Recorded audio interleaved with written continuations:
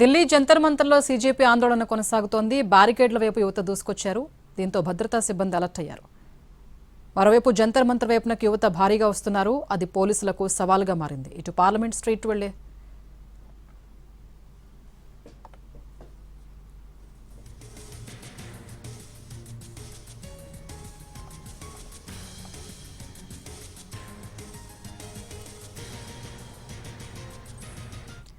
తెలంగాణకు కేంద్రం good news చెప్పింది. బియ్యం సేకరణ లక్ష్యం 35 లక్షల నుంచి 43 లక్షల మెట్రిక్ టన్నులకు పెంచింది. తెలంగాణ రైతుల ప్రయోజనాల దృష్ట్యా కేంద్రం కీలక నిర్ణయం తీసుకుంది. అదనంగా 8 లక్షల మెట్రిక్ టన్నుల బియ్యం సేకరణకు ఆమోదం తెలిపింది. ఈ సందర్భంగా ప్రధాని మోదీ కేంద్ర మంత్రి ప్రహ్లాద్ జోషికి కిషన్ రెడ్డి కృతజ్ఞతలు తెలిపారు. రైతుల మేలు కోసమే ఈ నిర్ణయమని వ్యాఖ్యానించారు. పెంచిన బియ్యం కోటాను పూర్తిగా వినియోగించుకోవాలని రాష్ట్ర ప్రభుత్వానికి కేంద్ర మంత్రి కిషన్ రెడ్డి సూచించారు. గత సీజన్లలో ఎఫ్సీఐకి బియ్యం అప్పగించడంలో రాష్ట్రం విఫలమైందని, ఇప్పటికైనా గడువులోగా కోటా పూర్తి చేయాలని కిషన్ రెడ్డి డిమాండ్ చేశారు.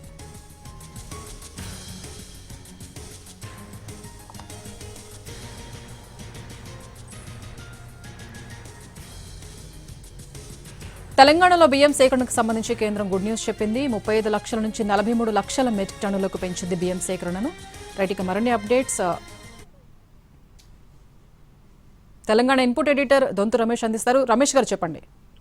ధాన్యం సేకరణకు సంబంధించి తీవ్ర ఒత్తిడికి గురవుతున్న తెలంగాణ ప్రభుత్వానికి కేంద్రం గుడ్ న్యూస్ అందించింది.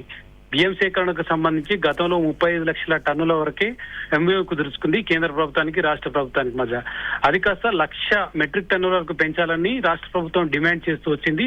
కానీ కేంద్రం 8 లక్షల మెట్రిక్ టన్నుల ధాన్యాన్ని అదనంగా కొనుగోలు చేయడానికి ఒక నిర్ణయం తీసుకుంది. ఈ మేరకు కేంద్ర ప్రభుత్వం కిషన్ రెడ్డి ద్వారా రాష్ట్ర ప్రభుత్వానికి కూడా విషయం తెలిపారు.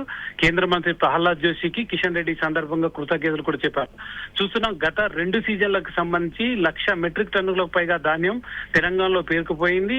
ప్రభుత్వం కొనుగోలు సెంటర్ల ద్వారా వాటిని కొనుగోలు చేసి రాష్ట్ర ప్రభుత్వానికి ఇవ్వడానికి, ఎఫ్సీఐకి ఇవ్వడానికి నిర్ణయించుకుంది. కానీ కేవలం 35 లక్షల మెట్రిక్ టన్నుల ధాన్యం మాత్రమే కొనుగోలుకు కేంద్రం ముందుకు రావడంతో తీవ్ర ఒత్తిడికి గురవుతుంది. కొనుగోలు చేసిన ధాన్యం అంతా కూడా గిడ్డంగులో ములుగుతూ వస్తుంది.